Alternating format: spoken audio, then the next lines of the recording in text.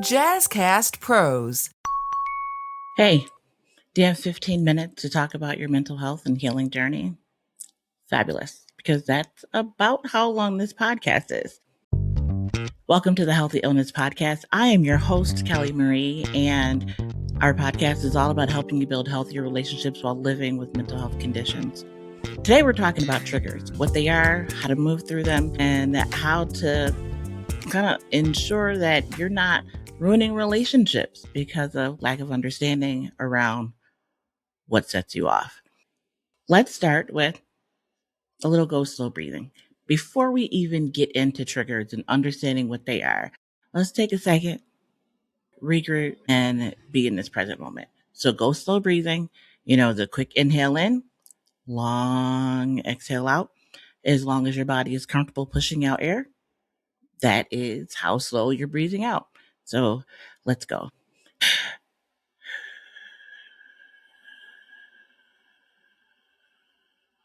Let's do 3.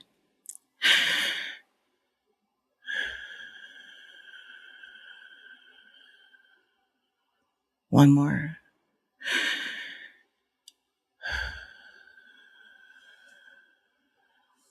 All right. I feel better just in that quick 3 inhales, 3 exhales, feeling a little better. So our conversation today is about triggers. I know you hear a lot about triggers. You may already know about all of your triggers, but a lot of us use this word appropriately, maybe inappropriately, and aren't doing the work to acknowledge the trigger and work through them. So that's our goal today, is to have this plan in place for you to identify and work through your triggers so that they are not triggering you anymore. And so I want to start with a definition of the word trigger, right? Because we see it used in many different ways. Everything from, something that causes a full psychological breakdown to something that just really pissed you off and you probably should be handling it differently anyways. So a trigger is simply, and this is the professional's definition, a stimulus that elicits a reaction. For example, an event could be a trigger for memory of a past experience and an accompanying state of emotional arousal. So, long story short, minus the psychology degree, which I don't have, a trigger is a thing, something that happens. A person, place, thing, a smell, a sound, words. It's a stimulus, a thing that elicits or calls out, pulls out, has an automatic reaction, that you have that automatic reaction to that stimulus, that thing, that smell, that whatever it might be. And so, listen, I am not a mental health professional, right? I'm a peer. I have studied many things in many places and spaces around psychology so that I could be a better human being to myself and to others. But I do not have letters after my name. I got plenty of letters after my name, but none of them relate to psychology, psychiatry, and understanding the brain. Except for mindfulness. See how you start to spiral? Anyways, I'm not a mental health professional. So American Psychological Association, APA, is one of the overarching kind of like gold standard organizations around psychology. And so that's why it was important for me to read that definition from their website.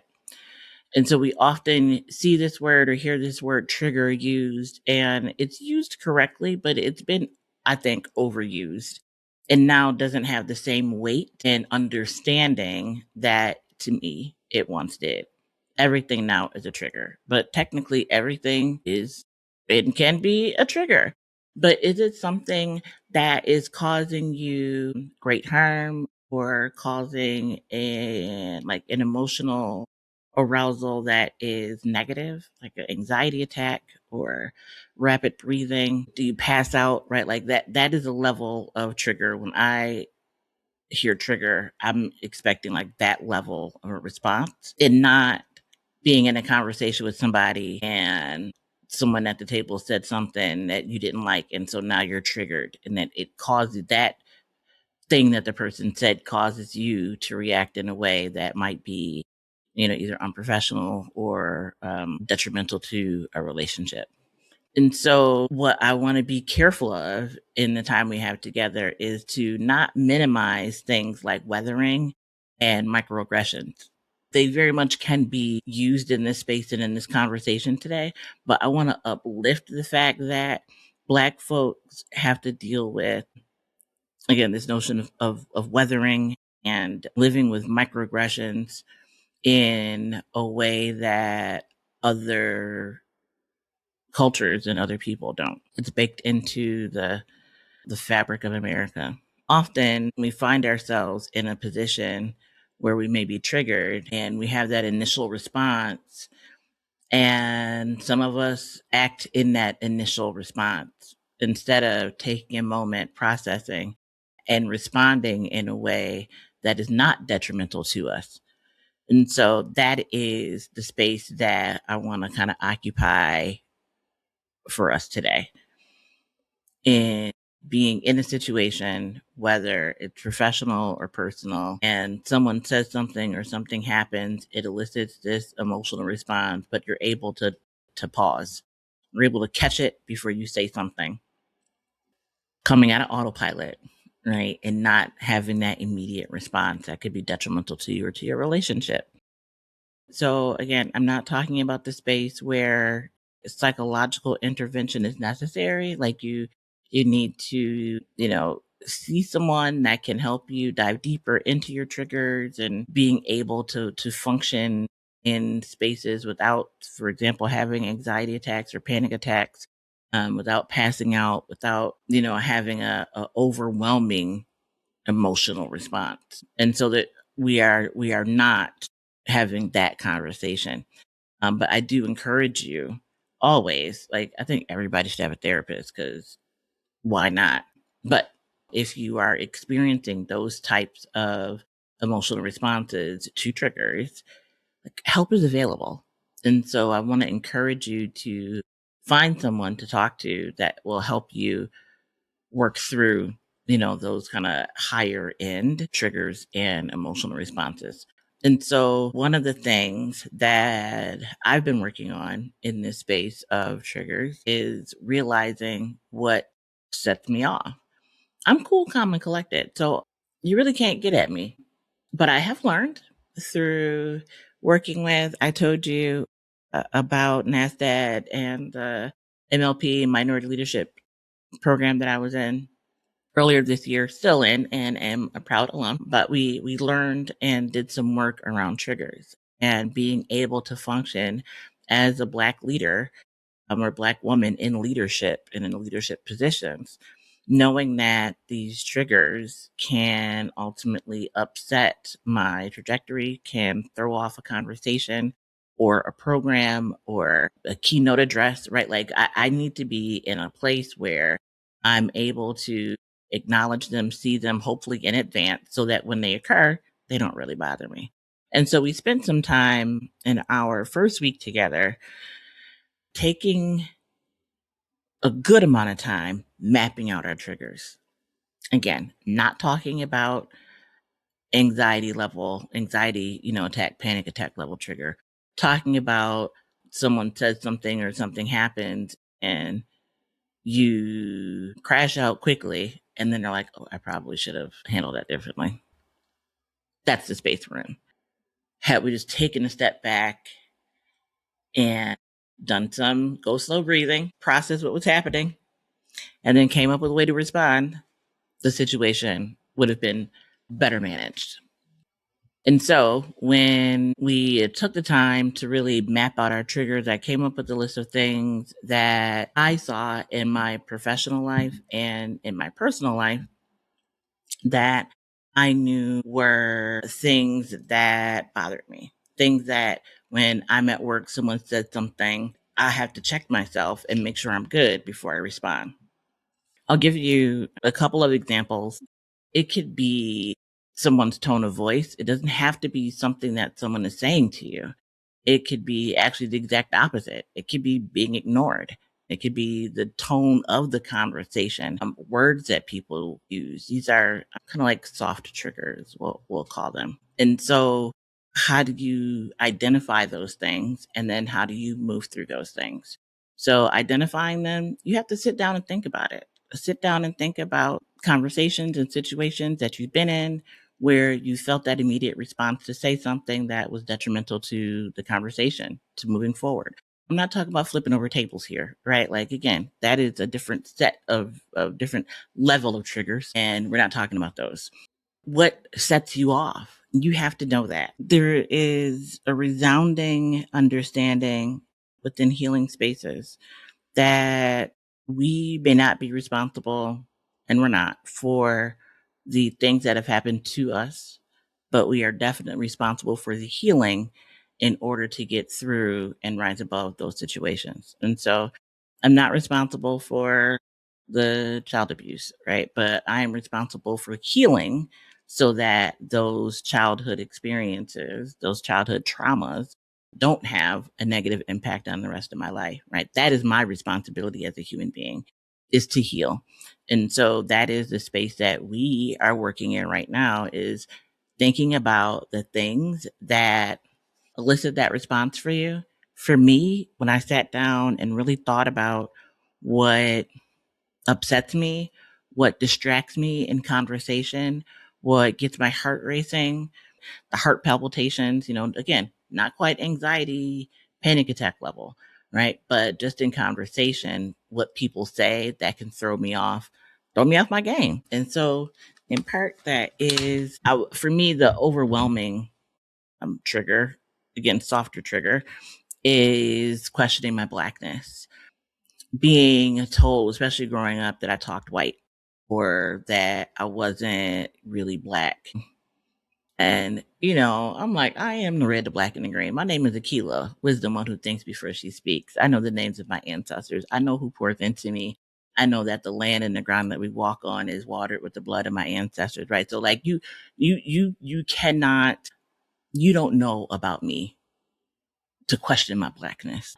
That is something that is even just right now, just saying it, I'm like, ain't nobody said nothing. I'm just telling you what triggers me. And I created in myself a trigger, right? Like, it wasn't even a conversation, but I could feel myself getting a little aggy about people questioning my blackness. So that's something that I know that sits there that I have to work on. People not believing or understanding my lived experience. And understanding is a great word. Like, more like, those things couldn't have happened. Like, this happened to you. Don't look like a person who has fill in the blank with all the things we've talked about here on the show, right? That is something that is a personal trigger to me.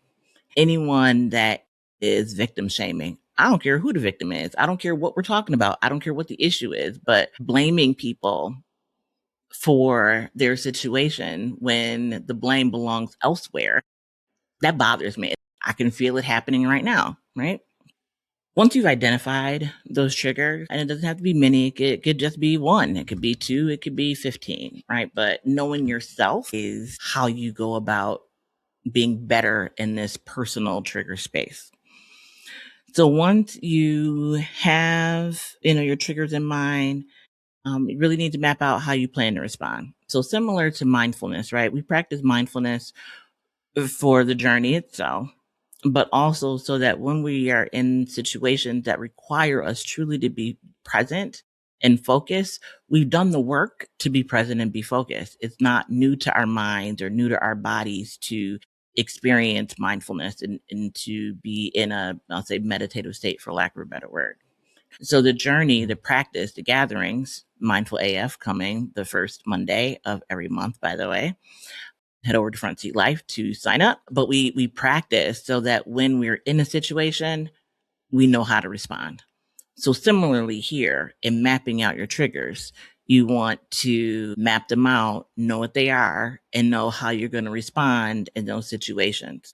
The first thing that we learned was to take up space, right? To do something physically to help distract from and help you process this triggering moment that you're in. That could be a pen. That could be, I've got putty on my desk. It could be a squishy ball. I've got little finger rolly things that I, will have on my fingers when I know that I'm going to be in a contentious conversation. Do something physically to help take up space. We talked about taking your hands and rubbing them back and forth over your legs in order to kind of get rid of some of that anxious, nervous energy. That is another way to physically take up space. Do something that helps you focus on your response and not on the trigger itself. So kind of remove yourself by picking up something. Listen, drink something, take a pen and throw it across the room. Don't hit nobody, but do something just to separate yourself from the experience that you're in. The third thing is, shifting your mind, shifting your brain, coming out of that. Did she what? Like coming out of that space and go into processing time. So how are you actually going to respond? All of this is really just time that you're using to process. You're using something physical to help provide a tactile sensation that allows you to separate from the actual conversation a minute and give you an opportunity to think through how you're going to respond. So shift your mind state. Instead of what she say? Figure out what you're going to respond to. Are you going to respond to the issue? I mean, you can. Are you going to change the topic? You can. Are you going to end the meeting? Maybe, I don't know, but how are you going to respond in a way that is not detrimental to you and your relationships? And then enact that thing, deal with it, say the thing, do the thing, whatever it is that you need to do in order to process through this soft trigger. That's what you need to do. And that doesn't mean that you need to do it in the moment, right? You don't need to address it in the moment. Perhaps it's let me let this slide and then I'll set up a meeting later, or let me give my partner space and let them know I want to revisit this part of the conversation later, right? Like you can build in your response time. It doesn't have to be immediate. Maybe you do need to take time away to think about that thing a little more. Or maybe it's something that, again, you've already mapped out because you've mapped out your triggers. You already know how you're going to take up space.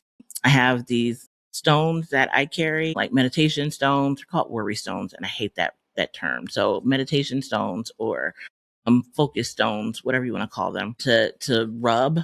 And I'll keep them, again, when I know that I'm going into high stress, high stakes spaces. I take them to rub. That's how I take up space without anybody knowing. No one knows it's happening, but I'm doing what I need to do in order to be able to focus in this, kind of soft trigger space. And even in the shifting of your mental state, the breathing works, right? We started the podcast with breathing. You take that go slow breathing with you wherever you go. That is a great opportunity, great way to be able to shift your state because you're focusing then on your breath, quick inhale, long exhale, and not on the words that were used, right? And then in dealing with that situation, figuring out when and how you're going to deal. It could be, let me just get through this meeting. Let me, throw the smile up, knowing that we're going to handle this later. Could be.